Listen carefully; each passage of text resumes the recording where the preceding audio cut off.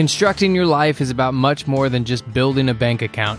Each week, join real estate entrepreneur and mindset coach Austin Linney as he interviews guests who are constructing their dream lives and impacting the world around them on a daily basis. If you're an entrepreneur or wanting to start a business, or you just want to hear motivating stories of how others have overcome the odds, you are in the right place. And now for your host, Austin Linney.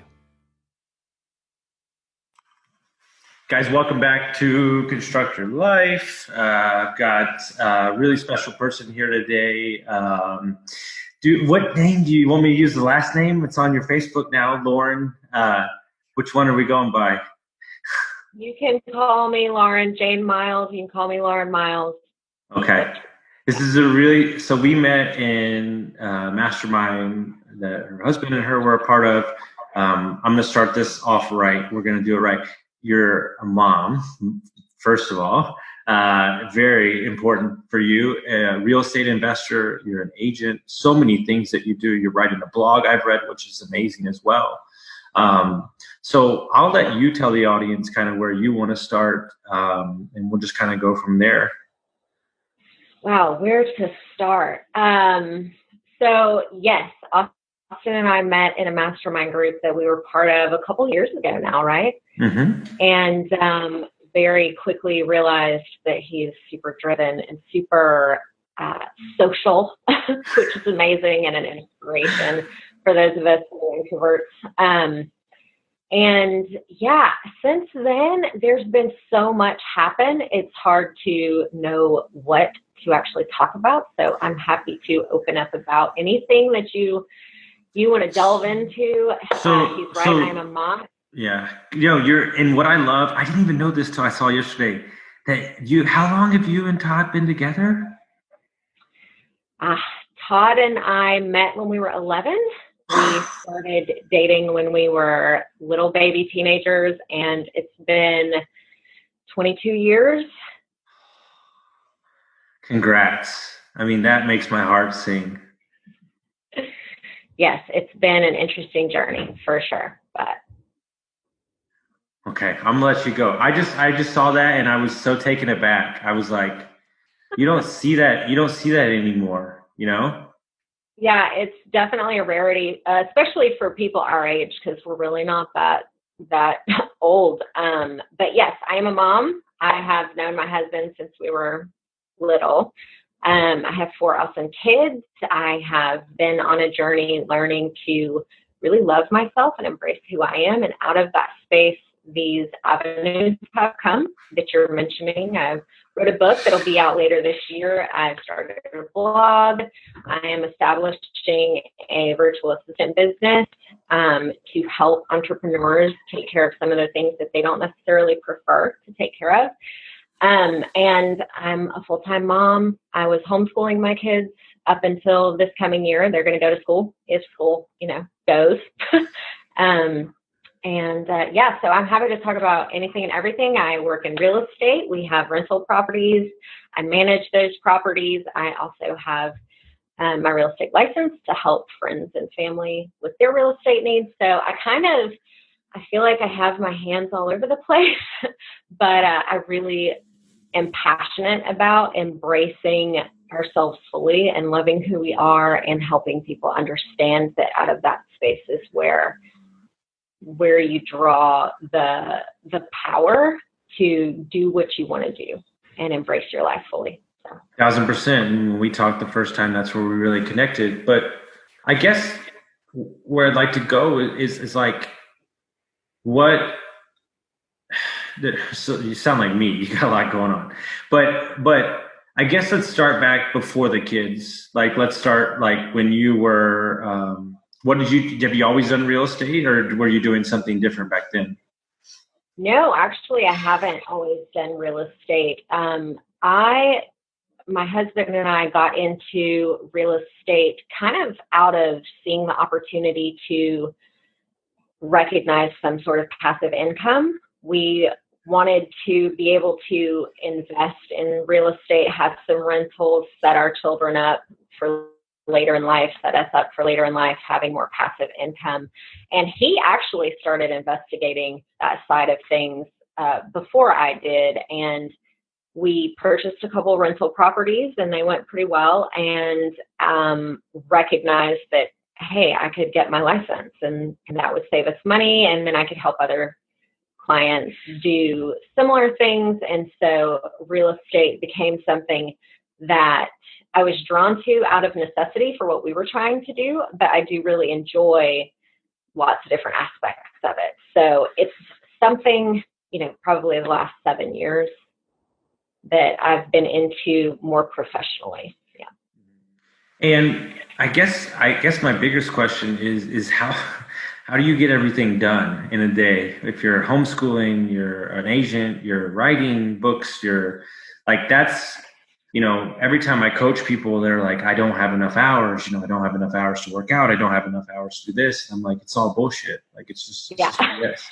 So explain to the audience how and it's not perfect. I think that's what I love about how transparent you are, is that you do deal with ups and downs, and you're happy to share them. And I think that's why you resonate so well with me, because me too, alcoholism, drug addiction, all that kind of stuff. So, talk about how you get everything done in a day with all those kids and everything that you have going on.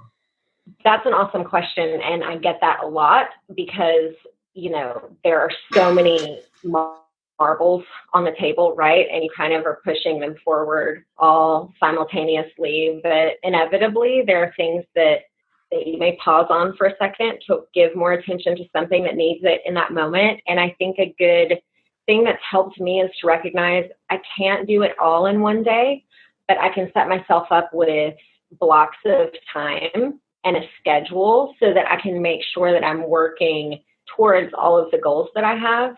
Even if that means that I'm moving a little more slowly, I'm diversified and everything's moving forward. As far as items I'm working on business-wise, that works really well, obviously. And, relationships don't always work that way. So sometimes there's something that demands your attention immediately. And I think that that's the space where it's the easiest to get off balance, is recognizing and being flexible to say, okay, I can put this on hold for a second because I need to focus on this aspect of what's happening in my life relationally or emotionally or spiritually, whatever it is. There's things that are less concrete and tangible to work on, and allowing yourself grace and flexibility to embrace what you need to when you need to. And that was the biggest thing for me, was allowing grace, planning, and being flexible. And before you and your husband joined the mastermind that we met at, were y'all searching for, or were y'all already doing personal development? Is there something that you were searching for or working on that has shifted? Because I've watched you grow, over the last couple of years, exponentially, right? And who you are as a person and your comfortableness of, loving yourself. So were you already headed down that path before the mastermind, or was the mastermind kind of the jump start to that? Yeah, so I had always been interested in personal development. I think that I was definitely living in a fog of how I viewed myself and the world. And I had started. Just so we can go deep on it, how did you view yourself? Oh, that's tough. I know, but that's what people want to hear, because because the only way they can truly grow is understanding that they're not the only one in it. Absolutely. I love that. And there's actually, at the beginning of my book, there's a paragraph that just goes into my bottom, and my bottom was, being suicidal. I just did not love myself. I did not think that I was worth loving. I didn't think that I was capable. I was very much going through the motions, and on the outside, people were like, you're so awesome. You're a great wife. You're a wonderful mom. And I could recognize that I could do a good job, but the way that I felt about myself was really, really just devastating. It's a loop, right? And you can't close the loop. And right. And people don't understand, one of the things I somehow have become really good at is picking out negative talk, and like I'll just like stop them right there. And so how did you, I mean, that's heavy. Like, you have kids, you're dying inside, but you're pretty, like you're beautiful, you're in shape, and like you're buying real estate. So hey, life's great. Like, you should be happy. But how did you kind of like how did you make the shift? Yeah. So, and at the time, I was actually 60 pounds heavier than I am now. So I had eating issues, just across the board. Almost any kind of self-worth issue played itself out in my day-to-day. And I had a moment of realization in my lowest point where I kind of was able to see what was going on and recognize that I couldn't go on like that. I guess that's why they call it a bottom, because you can't go any lower. I can't do this anymore. This isn't working. I have to figure out what's going on, and I have to make sure that I am taking care of that. And honestly, I had that realization, and I immediately went to work. This was before the mastermind, shortly before, and read a book that I love and was amazingly helpful, The Miracle Morning. And it gave me some tools to implement so that I could really start listening to what was going on and begin the healing process. And that was the tipping point for me. I really started adhering to giving myself time and space in the morning, and saying no, and having boundaries, building those for myself for what was good for me, not just being a never-ending source for others who I love and I love to serve. And I think you know that about me. Like, I will help you. I will give you the shirt off my back. But now I'm able to say, hey, but I need to take care of me too. And I started transitioning and things started happening. So I started committing to my goal to have quiet time and listening to what was going on. I committed to exercising the way that I needed to in the moment, and changes really started to happen. I started hearing the way I was speaking to myself and worked on that, and recognized that although I had worked out for my whole adult life, no real change happened until I started to love who I was in that moment. And that's when everything shifted.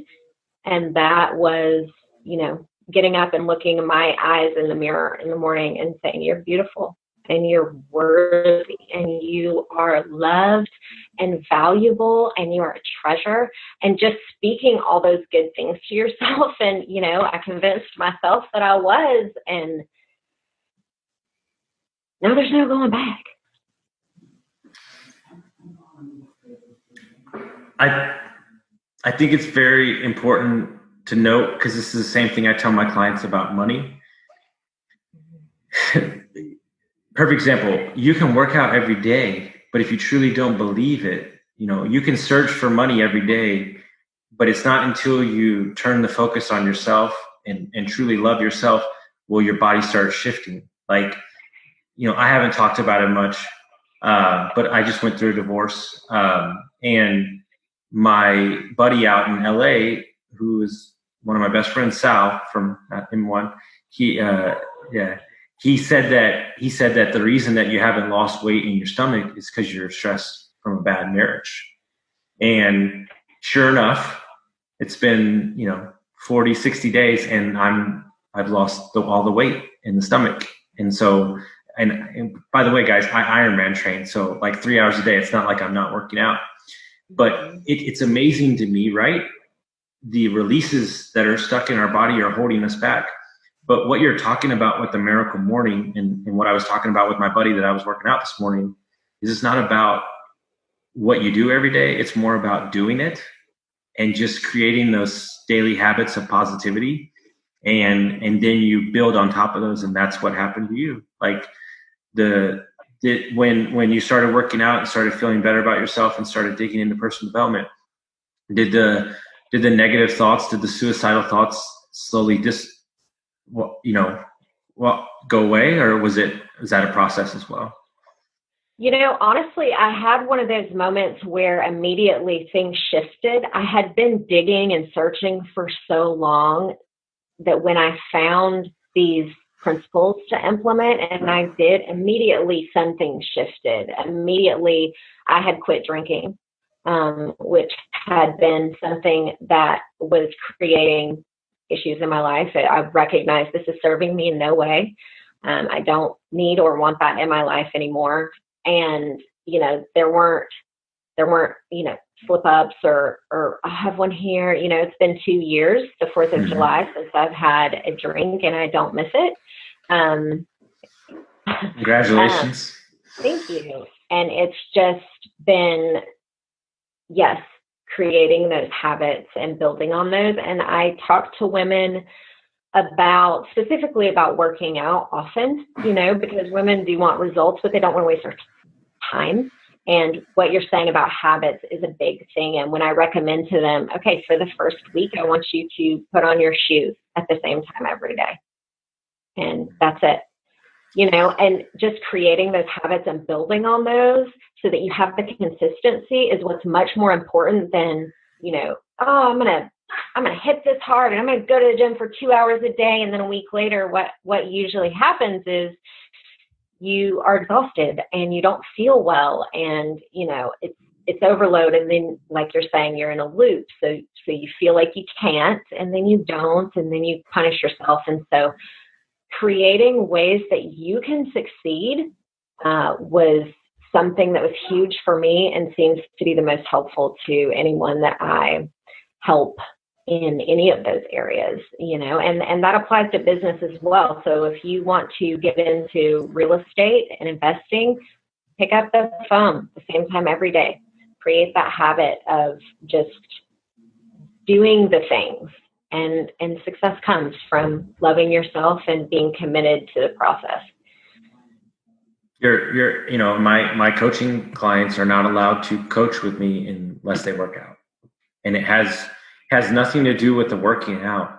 The working out, if you are in a rut or you are not where you need to be, it's the quickest way to small positive wins. And it doesn't have to be an hour. It can be 15 minutes, but at least you're deciding that you're enough to give yourself that permission for that time.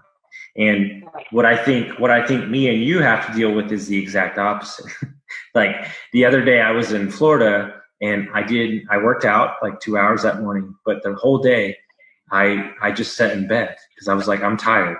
And like the whole day I'm fighting that because it's not my nature, but I gave myself permission to do it. And I felt so good the next day. I was like, I'm really proud of you, Austin. Like, it's cool. Like, and like, I'm listening to how many things you have going on. And I'm like, I would imagine that's a fight from time to time too, where you want to get ahead and you want to do all these things, but what are you telling yourself in those moments that it's okay? Because like you are a mom of like many children, and you are a wife, but you do want to grow your business because you want to help people, So like, do you struggle with creating boundaries, just kind of like to dial it down a little bit?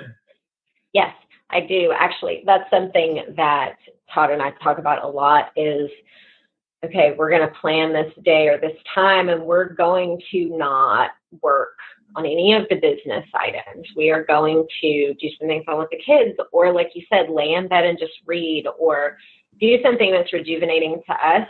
Go in nature, go for a walk. We also enjoy foraging for, food, and going for hikes. And so, anything that really causes you to feel refreshed, which can look different for everyone, we have to schedule that time.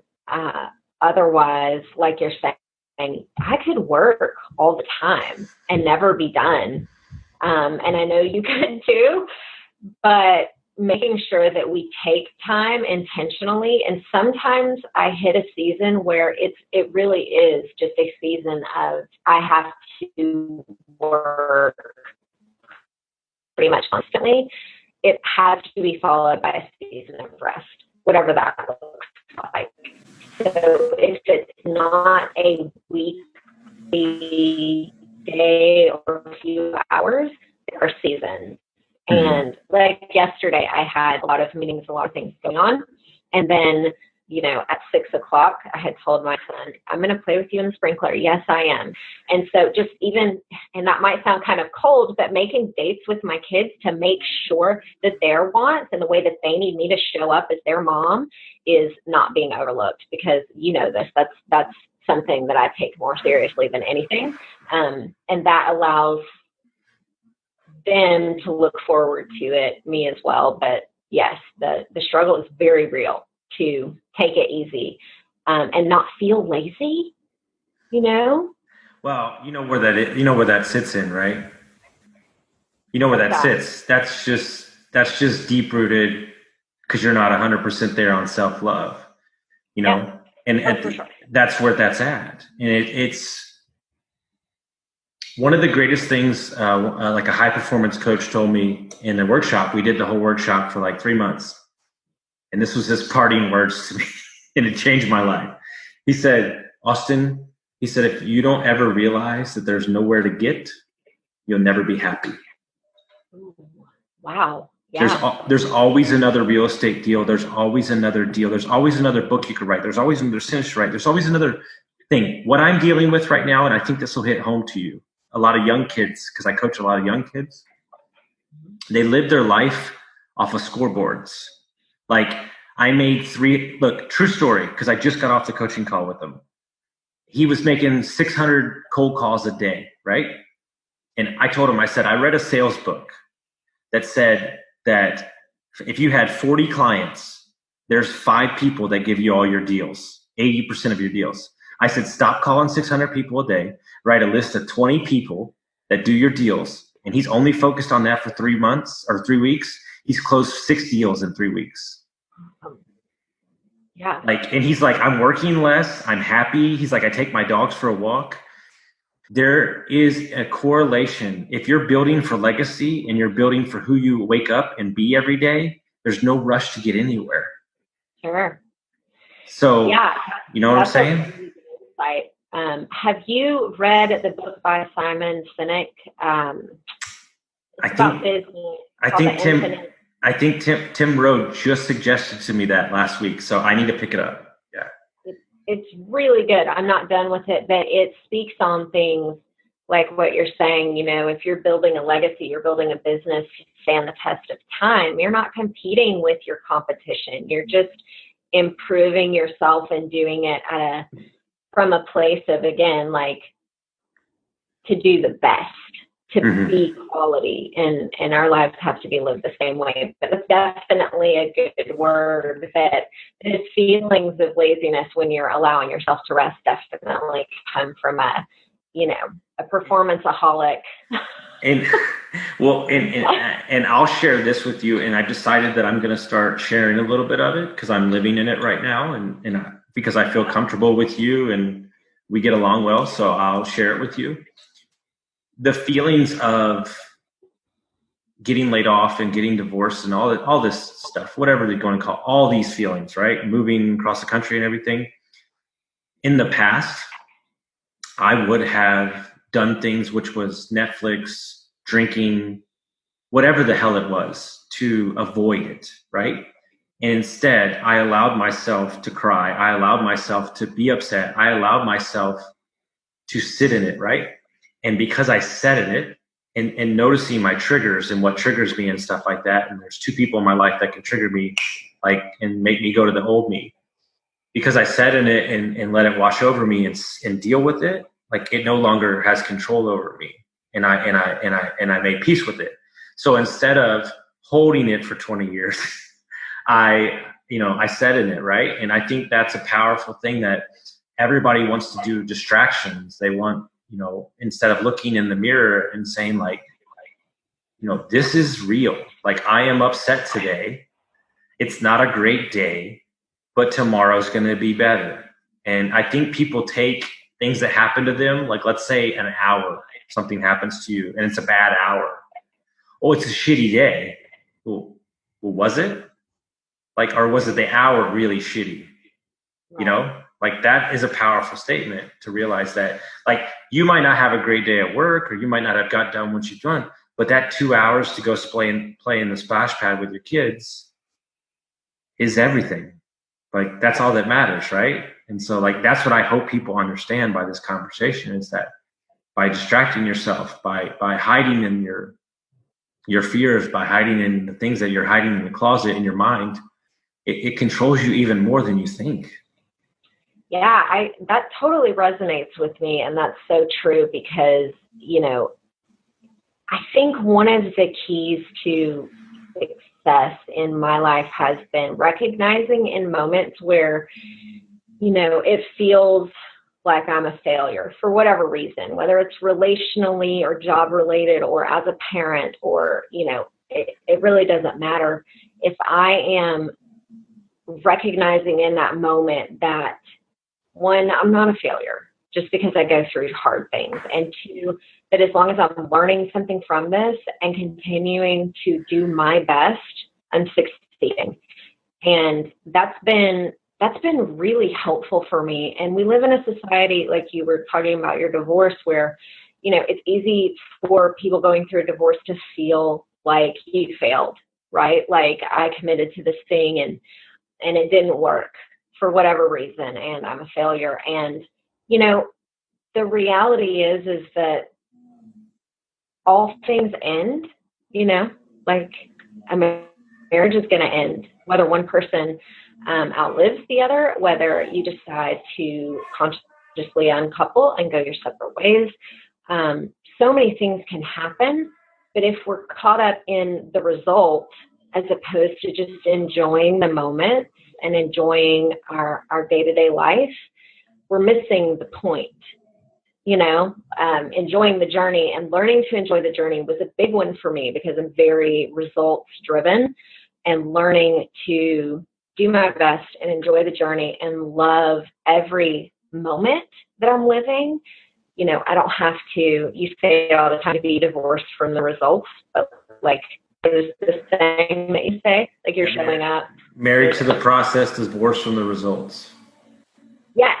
And that sums that up so well, right? Because you're doing your best, and you're committed to doing your best in all these areas, and the result really is what it is, because everything's not up to just us, you know. And sometimes, honestly, if it were left all up to me, the end result may be not what's best for me, you know. So that's powerful. I'm kind of glad to be able to say, hey, I'm going to show up and be my best self. Mm-hmm. That's my. You'll love this. So my new assistant, he sent me a text, and he said, I promise I'm going to show up. I don't want to let you down. And I said, I appreciate that, but I'm going to let you in on a secret. You could never let me down, because I don't have any expectations of you. And he goes, what do you mean? I said, because all I ask is that you show up every day and be the best version of yourself. And if you do that, good, bad, or indifferent, we're good. Because if you don't want that for yourself, how can I want that for you?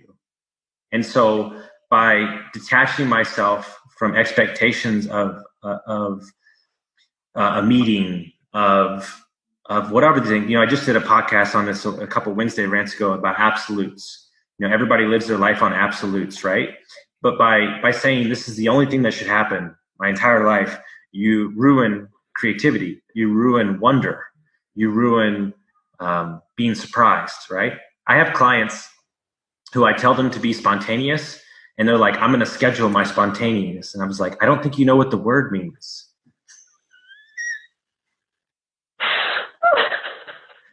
I'm like, I don't think you understand what the word means. Like, you know, and the thing is that what I notice from you, and maybe you can elaborate on this and kind of help people.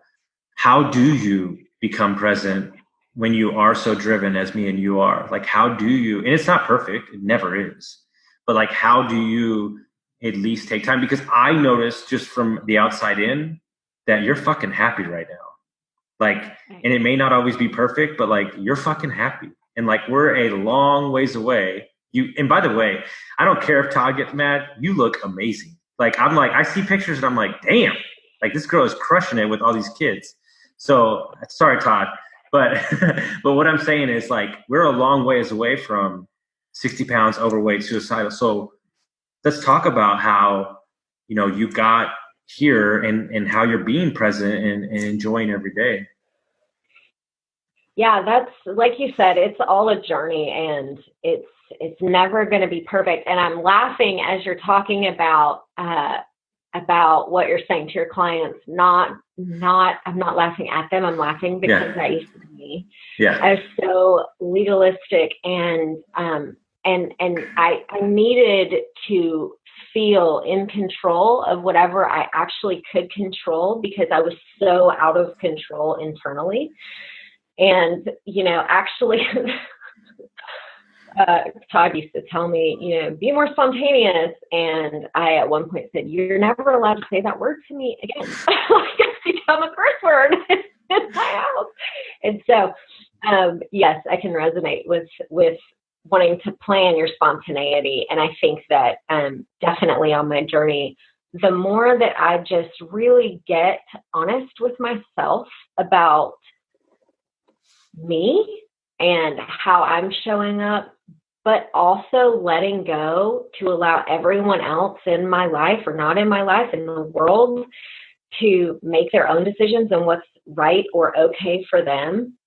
That has, like you said, relieved expectation and given me the freedom to show up unapologetically, being my best self, and able to allow others to be who they are, and recognizing I really am only in charge of me.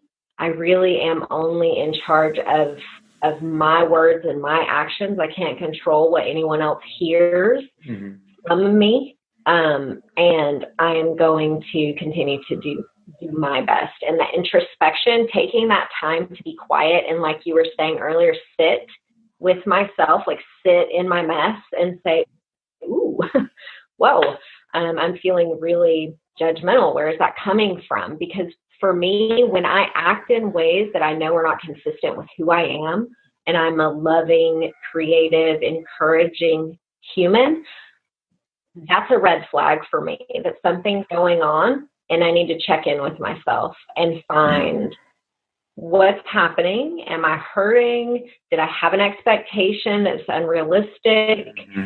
Did I put so much pressure on myself that I set myself up for failure? What is it? And so making sure that I have time to check in with myself is when I was able to start asking those tough questions, and then being honest with yourself and saying, some of the relationships that I care the most deeply about have gotten to a point where, I have to not really interact with them. And that's such a tough thing. But at the same time, knowing that, like, I'm going to love you still, but I'm going to have to do it with a little bit of distance, because that's best for both of us. And that's just, it takes a lot of being really honest with yourself. And I think that when you create this space and you're honest with yourself, that's where it all kind of starts to blossom. You start to realize, hey, this may be okay for you. It's not okay for me, and that's okay. But that means that our relationship has to have this boundary.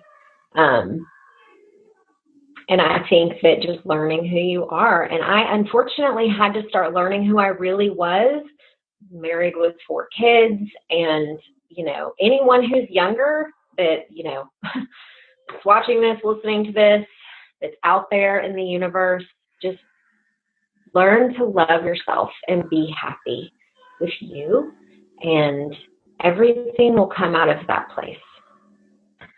I really believe that. All right. So a couple things. One, get out of my head. Second thing is, literally, I'm going through the same thing right now. I'm going to jump in a chair and I'm going to let you coach me for a little bit. But here's the deal. First of all, I'm saying it on air. Why don't we talk every week? Like, this is pissing me off this is like, I'm loving this, but no, you're 100% right.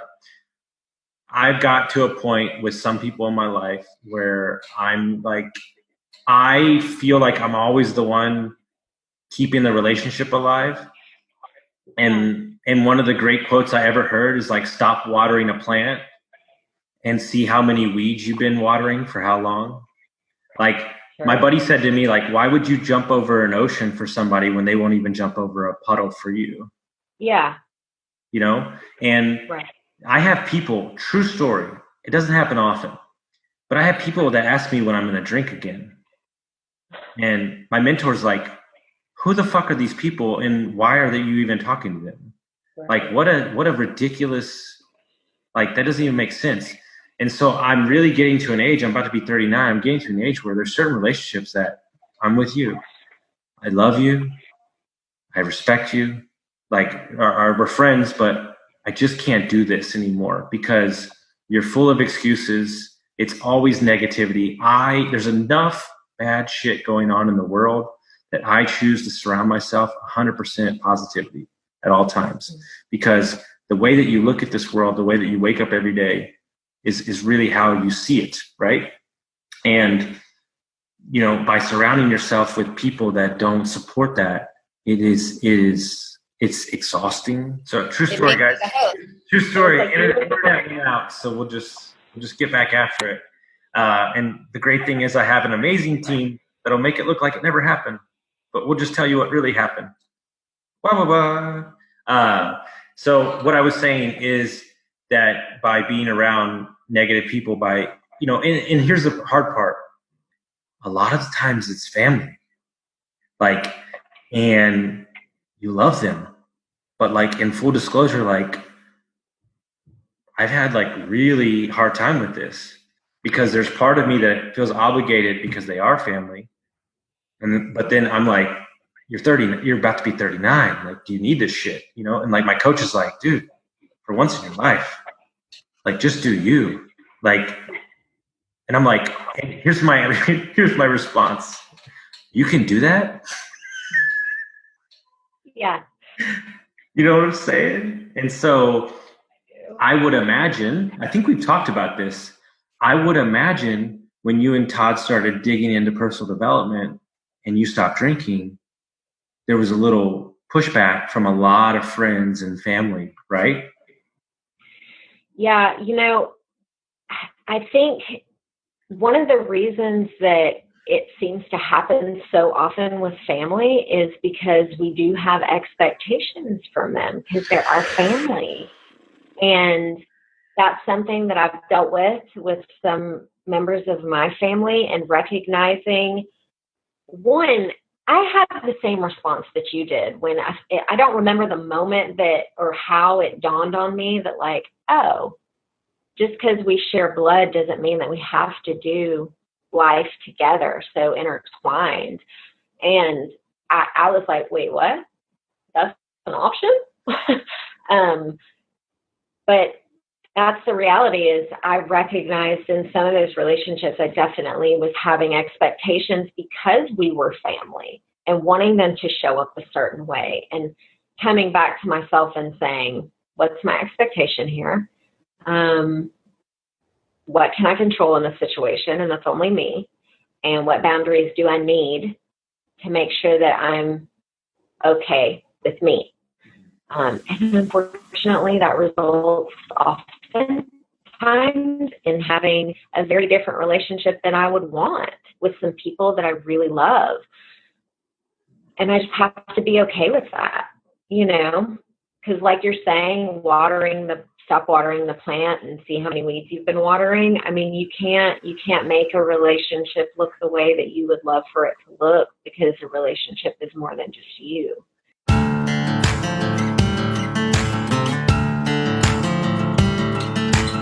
Thank you for listening to Construct Your Life with Austin Linney. If you enjoyed this episode, be sure to rate, review, subscribe, and pay it forward by sharing with a friend. Most importantly, take this opportunity to start constructing your life by taking immediate action on what you learned. For show notes, resources, and more information on one-on-one coaching with Austin, visit constructyourlifepodcast.com.